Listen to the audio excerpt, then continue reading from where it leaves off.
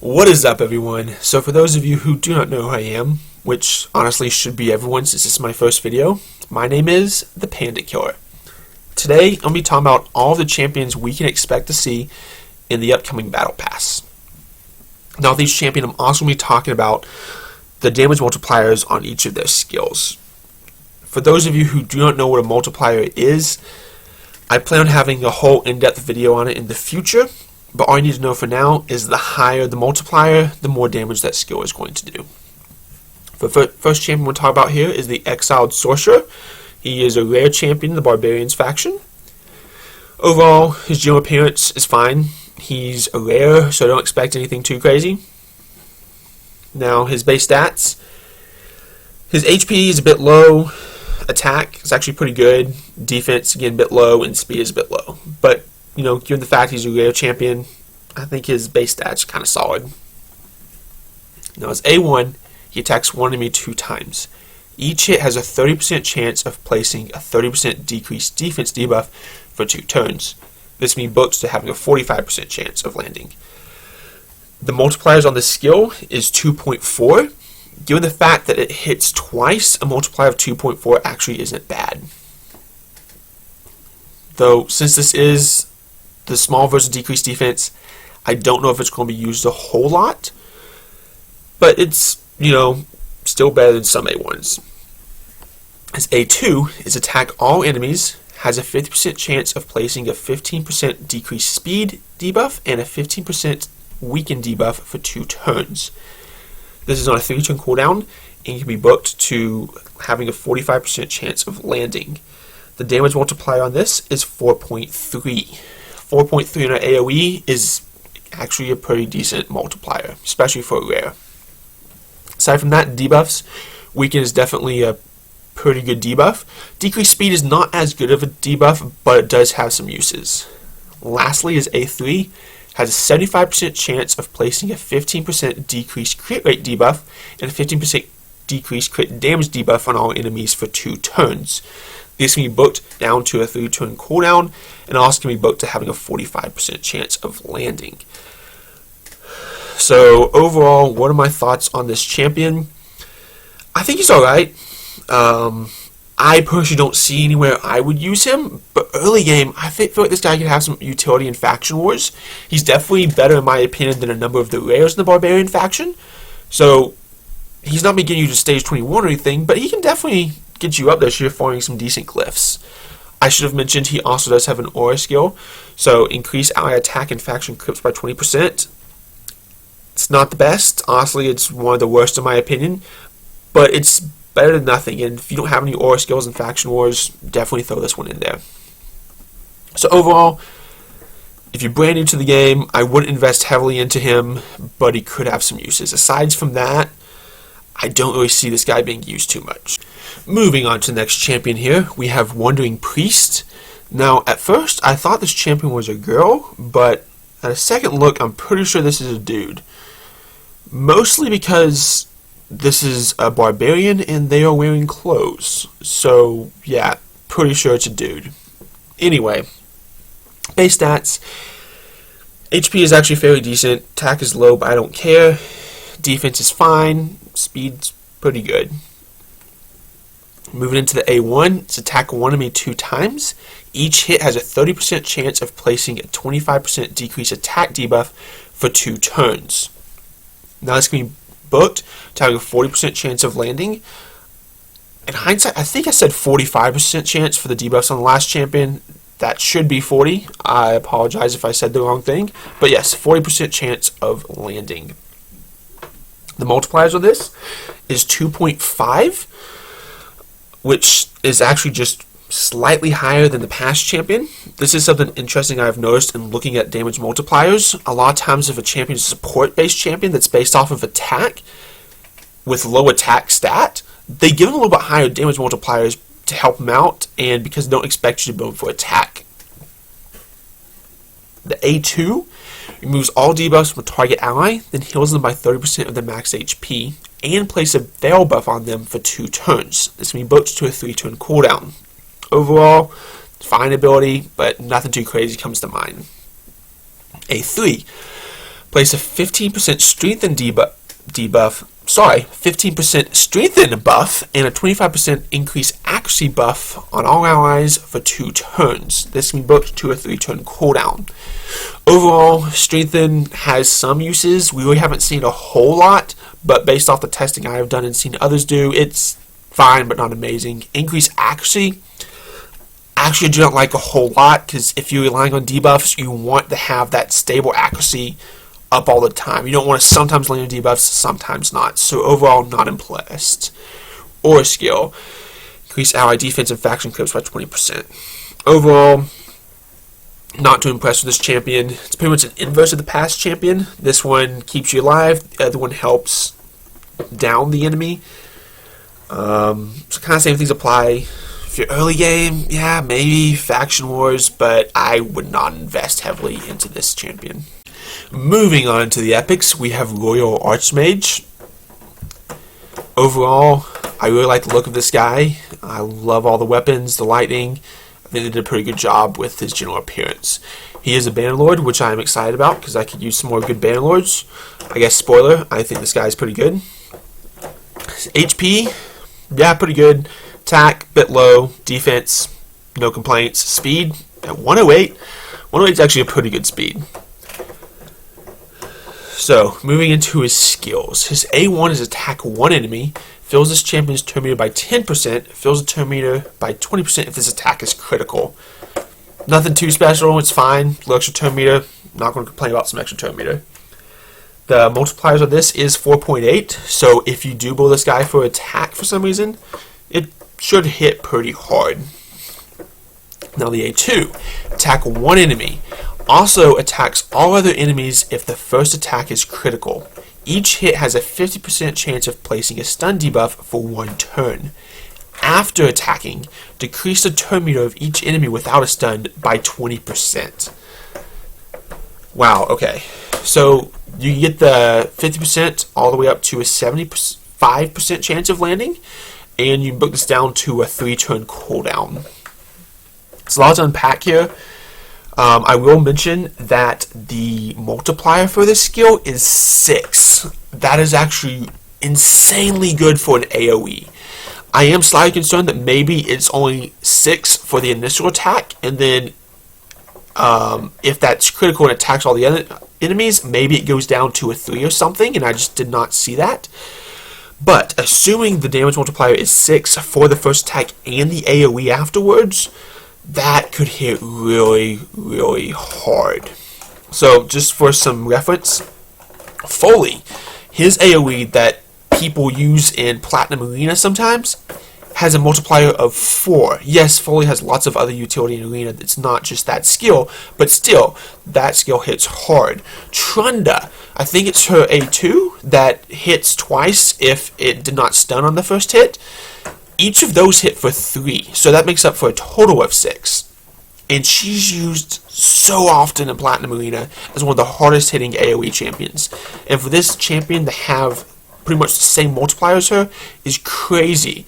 Now, of course, his attack is way lower than those people, and that's going to come into play a lot. But still, I'm comparing him to some of the best AoE damage dealers in Arena. So yes, he's not going to stack up. But he should still be able to hit pretty good. So I'm excited to see what kind of damage this guy can do if you choose to build him for damage, which probably won't be the best way to build him. But if you want to have some fun, why not? So now we get past the damage point. Yeah, moving on to the stun. Being able to place a stun on all the other enemies, that's pretty good in Arena. And even if the stun doesn't land, decreasing the turn meter by 20%, that's going to be great. Especially if you can get this guy to go before the other team even takes a turn. And with a speed of 108, that's possible. Throw in a speed booster, and yeah. Have this guy go before the enemy team, decrease their turn meter, stun him, do some good work. Really like this ability. A3, place a 30% increased speed buff, and a 30% increased crit rate buff, and a 30% increased crit damage buff on all allies for 2 turns. Wow, I couldn't even get that out. There's so many buffs. Overall, I think this is amazing. So if you have turn order Arbiter, then this guy, it doesn't be Arbiter, it could be Lysandra, it could be whoever you want. then this guy, you can increase the crit rate on all of your other allies, so like your damage dealers, and you can build them with only 70% crit rate, put that extra gear into more crit damage, and then also buff their crit damage with this skill, and you could have your damage dealers hitting really hard. Yeah, love this skill. Books down to a 3-turn cooldown. You can have this up almost all the time. I love it. Probably won't need it up all the time, because if you can get this guy to go before your damage dealers, you can be one-shotting everyone. Its passive is immune to turn meter decreasing effects. I guess that's some utility, especially if the other team's running a Lysandra or Biggin or someone like that who's going to decrease your turn meter. But overall, I don't think this passive is amazing. It's just an added bonus to an already great champion. Now, the Speed Aura, it's only 17% in Arena, but just like the passive, it's just adding something to an already good champion in my opinion. So, I mean, if you get this guy early and he's your only speed lead, he's going to do the job, but there are better options. Overall, where I think of this character, I think you already know. I really like him. I don't know if he's actually going to make the cut for my Arena team. I don't think he's going to be seeing too much play in Platinum, but I think he is definitely going to be fun to mess around with, make some videos on, have fun in Gold for. Yeah, overall, pretty solid champion. Aside from Arena, I mean, you can use him elsewhere. He has decent enough base stats to survive in other places of the game, but I don't see myself using him elsewhere. Well, actually, I'll probably use him in Faction Wars. Yeah, I can probably slot him to my Faction Wars team. My Bannerlord's doing some help there.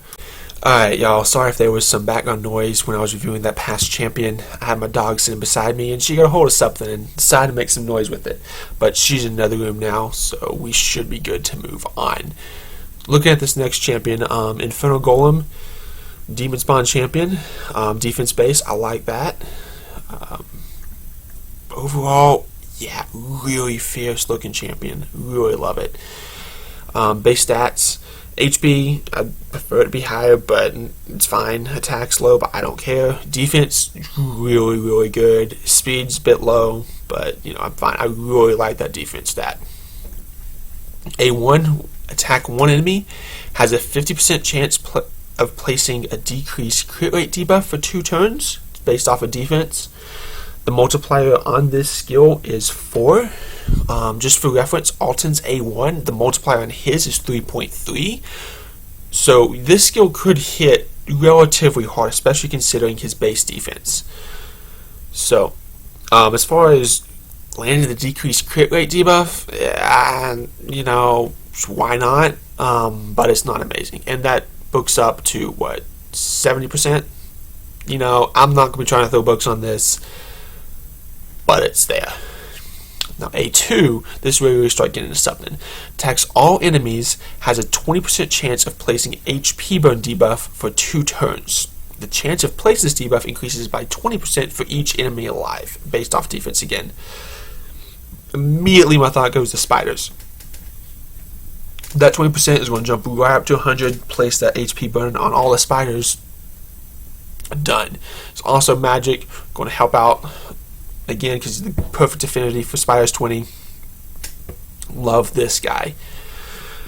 The multiplier on this is 3.5, which again, not a bad damage multiplier. But the main thing you want this guy for is the HP burn. You really don't want to be doing a ton of damage to the spiders. You don't want them to die. You just really want those HP burns to keep ticking. A3 attacks all enemies, has a 50% chance of increasing the cooldowns of all skills by 2 turns on enemies under HP burn debuffs. Also places shield buff equal to 20% of this champion's max HP on all allies for 2 turns. Instantly activate this skill when this champion is revived by Elemental Conjurer. I'll get into that in a second. So, skills based off defense. Multiplier on this is also 3.5, like the last one. 50% chance that can be booked up to a 70%. Cooldown can be moved to 4. Overall, the skill's fine. The increasing the cooldowns is really not going to do much for you on Spider, but placing a shield buff on your team in Spider, that's actually really good.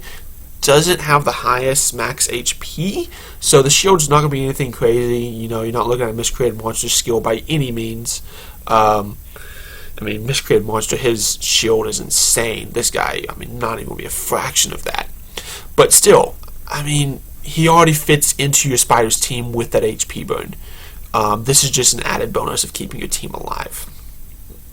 Instantly activating the skill revived by this elemental conjurer. Basically, there's 3 champions that are coming out in this battle pass that work together. I'm going to go over the elemental conjurer last. Basically, I think what player was going for here was having this elemental conjurer who is supposed to seem like it's summoning this Inferno Golem and the next champ we're going to get to. But yeah, that's just going to be kind of added bonus. I'll explain that more when I get to it. Moving on to the passive, has a 10% chance of placing a fear debuff on an enemy for 1 turn whenever they receive damage from an HP burn debuff. Notably, this is whenever they receive damage from an HP burn debuff, not when that HP burn debuff takes on them. So whenever one spider goes and has HP burn debuff on them, this is going to trigger for all of them, and this 10% can be increased to a 25%. So wow, yeah, that's just another added bonus within spiders, because then you have a chance of putting that fear on spiders, and then you have a chance of them not even being able to go and attack you. I know that's a chance on a chance, but you have to remember, this guy already fits into your spider team. You remove his A3 and his passive, he will still work in spiders 20. This is just added bonus, and I love it. Now his aura skill, increase our HP in all battles by 25%. Again, another added bonus. HP is considered to be one of the better aura skills. I would prefer it if this was defense. But yeah, no complaints. Aura skill on top of everything it already has. Great champion. Definitely gonna do some work for you in Spider. Aside from that, yeah, I might throw this guy, try him out in Faction Wars. Maybe in Arena some. You know, he's not gonna be doing any crazy work for you in Arena, but definitely useful. Overall, yeah, solid champion. Try this guy out in Spiders. Alright, y'all, so finally moving into the Legendary. He is Void again, which is kind of interesting because the last Legendary was also Void. In some ways, it's kind of cool because you're getting Void Legendaries, which are very hard to get in this game. But at the same time, if you're popping Void Charge and you see that lightning and this guy comes out, or the past Battle Pass champion, it's going to be a bit disappointing because, I mean, it's going to be a dupe. But overall, I'm not going to complain. Void Legendary, I will take it. As far as the look of the champion, I'll be honest, I'm not really feeling it. Like, I'm feeling aspects of it. Like, if I just look from the bottom up, I'm feeling the legs, I'm feeling it, and then all of a sudden when you get up higher, it just loses me. Like, is this long stretched out thing here his mouth? Or is this his mouth down here that slide all the way down there and go down here? And if that's not his mouth, is that like a belly button? I don't know. I don't get it. Maybe I'm alone in that. Definitely are parts of this champion that I like. But yeah, as far as the Legendary being the one that I really don't like the look of the most, is a bit disappointing. But, I mean, if his skills are good, I really don't care. I'm going to use him regardless. So let's move on into his stats. HP, pretty high. Attack, do not care. Defense, solid. Speed, low. Yeah, that's actually pretty low for a Legendary. I want to say the average speed of Legendaries right now is like 101, 102, something like that. So yeah, it's pretty low for a Legendary. A1, attack one enemy. Place a shield buff on this champion equal to 10% of this champion's max HP. The shield's value increases by 1% for each poison debuff on the target. Keep that poison thing in mind because that's going to synergize with the rest of his kit later. As far as multipliers, it's based off HP and has a multiplier of 0.22. For reference, Harvest Jack's A1 has a multiplier of 0.06, but keep in mind his is a multi-hit, and Santa's A1 has a multiplier of 0.28. Notably, Santa's max HP, base HP is lower than this guy's, so it is going to skill a little bit better off of him, but I think Santa's may hit harder in the long run still. Even so, you're comparing him with Santa, who's a hard hitter as is, so that's looking pretty promising for this guy. Aside from that, adding the shield, just added bonus, add survivability. It's going to play into his kit again later on. A2, attack all enemies. Has a 75% chance of decreasing the turn meter by 15% of enemies under 1 or more poison debuffs. Also has a 75% chance of placing a 30% decreased speed debuff for 2 turns on enemies under 2 or more poison debuffs. And lastly, has a 75% chance of placing a stun debuff for 1 turn on enemies under 3 or more poison debuffs.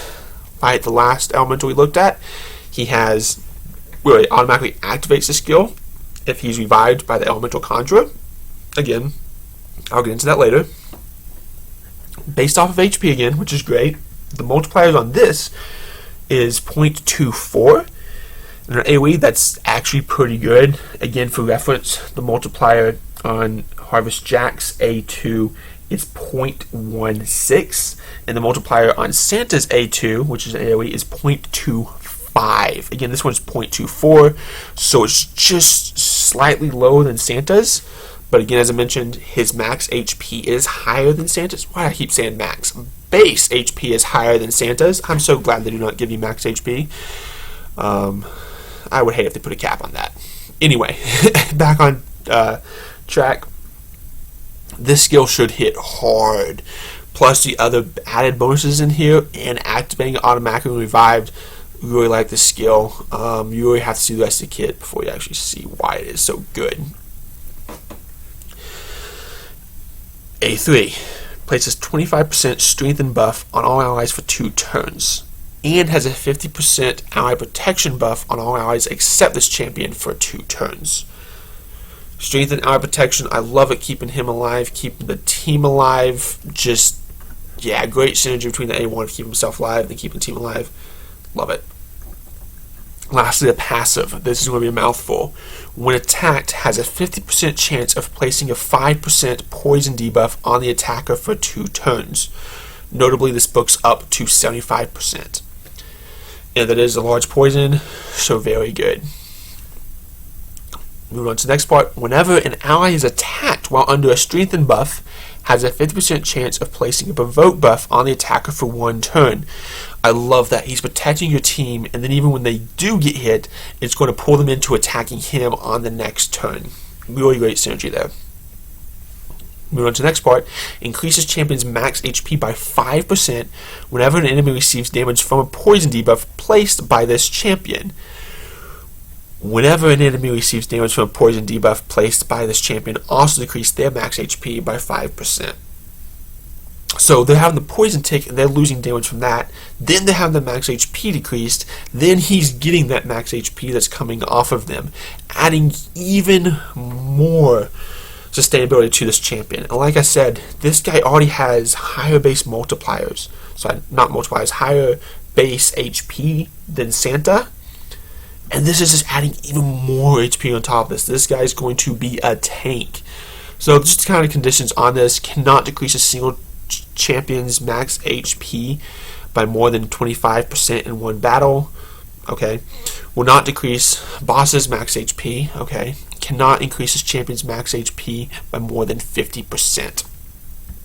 50% is still a pretty high number. Like, this guy's HP can get huge. I kind of hate that just doesn't impact bosses at all. I wish they kind of did like Lodos and they just made it scale differently off bosses.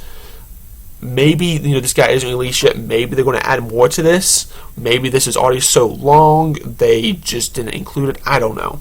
It could be the final. Regardless, even if this is the final, I'm still very happy with it. This skill, oh man, this whole thing does a lot. It's a lot to unpack. Overall, this whole guy's kit, now that A2 makes more sense with the poisons. I mean, at this point, I actually kind of forgot about that. The poisons here, just add that decreased speed, the stun. Yeah, no, this guy, he can do some work. I don't have any place immediately where I'm like, yes, I am going to use him here. But I feel like he just kind of has some overall utility. If you're struggling trying to clear waves and dungeons, you can throw this guy in and he'll kind of help keep your team protected. Going to help put poisons on bosses. Just overall, I think this guy's going to be general utility, especially with being Void. I feel like this guy is going to be good for a lot of new players just as a base overall carry throughout the game. I don't really see him excelling anywhere. I hope I'm proven wrong. Haven't really thought about all the implications of this guy, but I really do see him as just kind of overall carry and just about throw him in anywhere and he'll help your team. Almost Forgot has an aura of increased ally resistance in all battles by 80. Right now you may kind of know my thing on auras. I don't really like to complain on them. I just see them as an added bonus to the champion. If they're great, awesome. If they're not, oh well, I'll use it if he's the only person on my team with an aura. With it being resist, not too many places I'm going to use it, but if he's the only on my team with an aura, why not throw it in? So in summary of this champion, really, really, really love this guy. So next I'll move on to the Elemental Conjurer. Keep in mind, this skill automatically activates when he's revived by this champion. Same with the Inferno Golem I just went over, automatically activates. So that's the skill for free. So yeah, keep that in mind as we look at the next champion. So here it is, finally moving on to this Elemental Conjurer. I say finally, like this is the big legendary at the end. This is just one of the epics, but it's still cool because this is the one that kind of ties the other two elementals together. First off, going over just the general appearance, I love the way they kind of like worked in the fire elemental here into this staff or dagger, whatever you want to call it, and then the, I don't know, swamp, I don't know what the other guy was, the green elemental, into here. And they even worked into the arm. As you can see, there's like fire actually coming up into her arm. I don't know if that's like a side effect of using the dagger that's like absorbing into her skin. Same thing on this side, you see like green going up in the arm. I really, really love it. The way they just incorporated the three into the art team is killing it. So aside from that, looking at the base stats, HP's fine, attack's fine, defense is fine, speed fine. All around base stats just solid. Not amazing, not bad, just solid. The A1, attack one enemy, has a 50% chance of placing a block buff's debuff for 2 turns. The multiplier on this skill is 4.6, so actually a decent multiplier, but I would not recommend building her for damage because this is the only skill she uses to attack. Damage is not really the way you want to go. She is definitely a support unit. As far as block buffs go, this buffs up to 70% chance of landing. Block buffs is one of those things you either really want to land or you really don't care, in my opinion. Really shines in places like Arena. Don't want to land in Clan Boss. I actually think this is the first time I've mentioned Clan Boss in this whole video, come to think of it. Really, with these Battle Pass champions, I don't see any of them being used in Clan Boss whatsoever.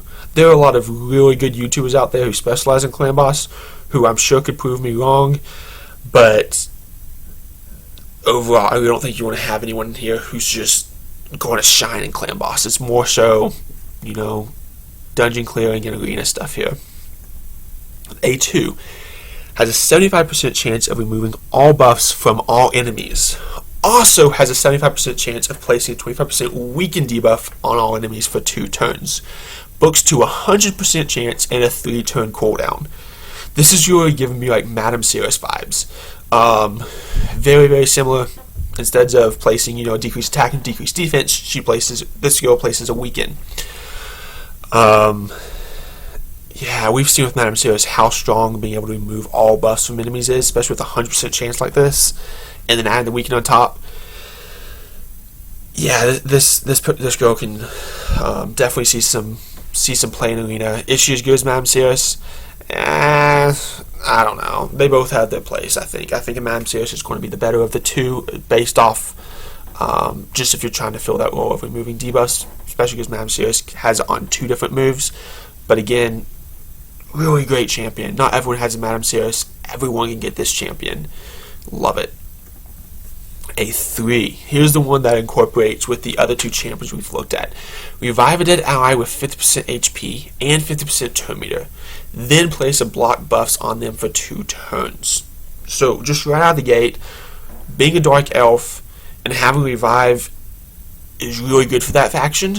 Off the top of my head, I'm trying to think if they have any revives in their faction as a whole.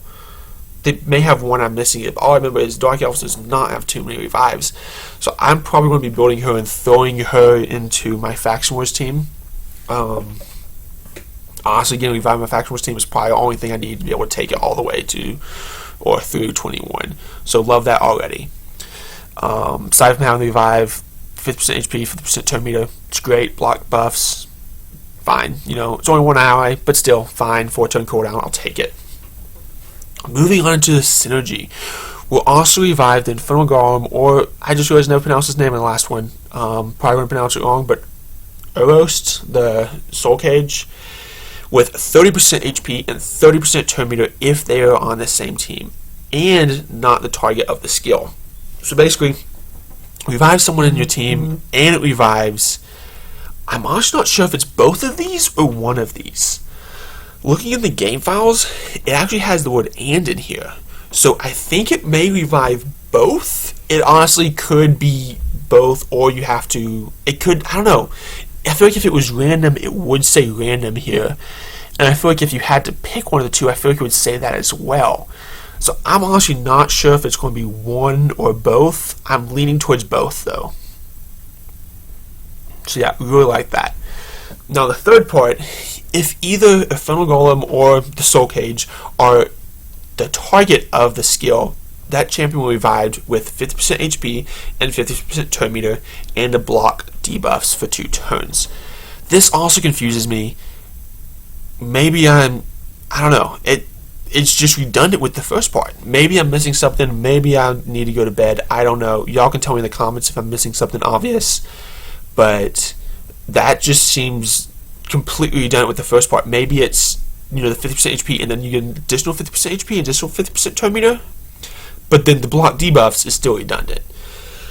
So I don't know. There's quite a few things here that I'm not sure what's going on, but it's all good things. And don't forget with those other two, they automatically activate their AoE when revived, and their AoEs are pretty decent. So yeah, if it does revive both, and they both automatically activate their AoE, this is going to be a really good skill. The only thing is, these two champions here, they do have good multipliers. They do have good base stats. They are good champions. But they're both tanky champions. So they're not going to die a whole lot. I think it would be cool if they did the same type of skill with 2 more so glass cannon champions who are going to die a whole lot, then be revived, and just kill everyone with this really hard-hitting AoE. I think that would have been at least a stronger route. I don't know if I want to say better. That may be a bit too overpowered in some areas. Overall, though, really like it. Or increase accuracy by 40 in all battles. Actually, I don't mind accuracy ors. Again, I prefer defense. I prefer HP. But just getting added accuracy is nice. So overall, would I use her? Yeah, for sure. I'd use her in Faction Wars. You can definitely throw it into Arena.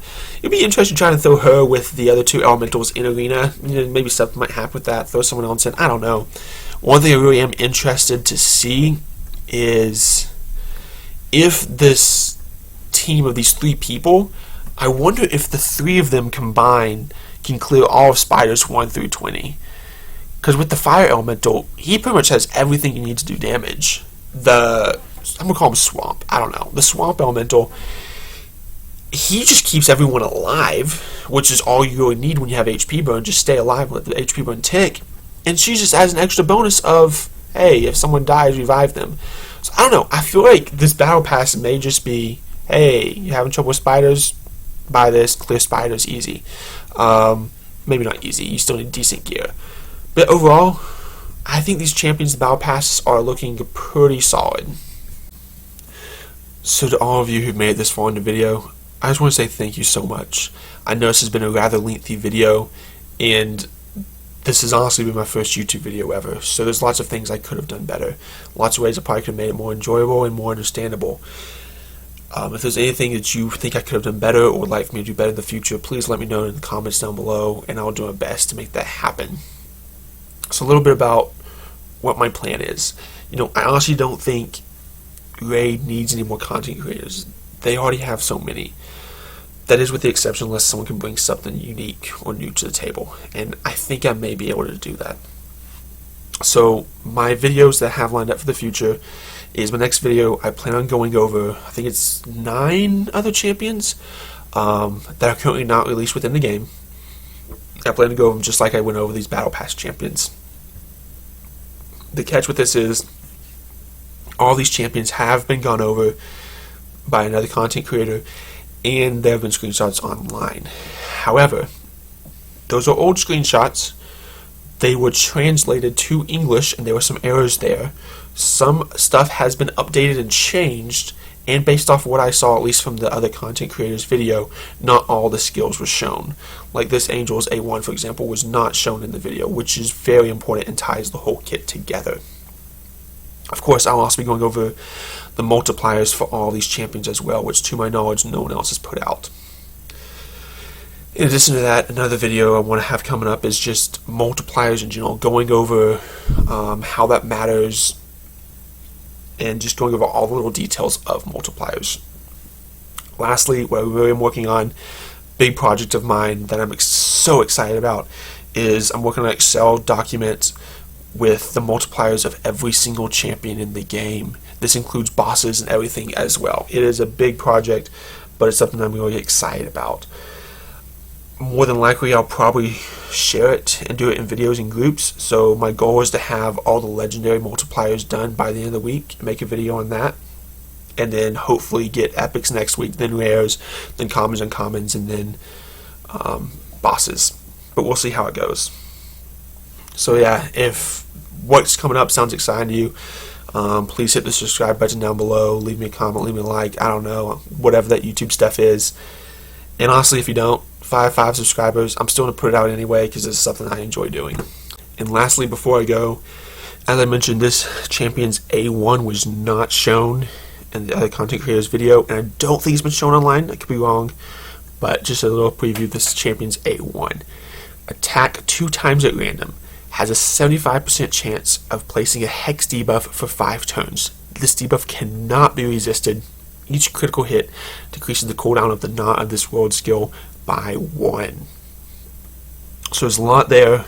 Actually, the rest of the kit, I'm going to save it for my next video, but this is kind of exciting and scary to see this Hex debuff on a champion that I think we can actually use. Lots of thoughts around this, but again, this video has been too long as it is.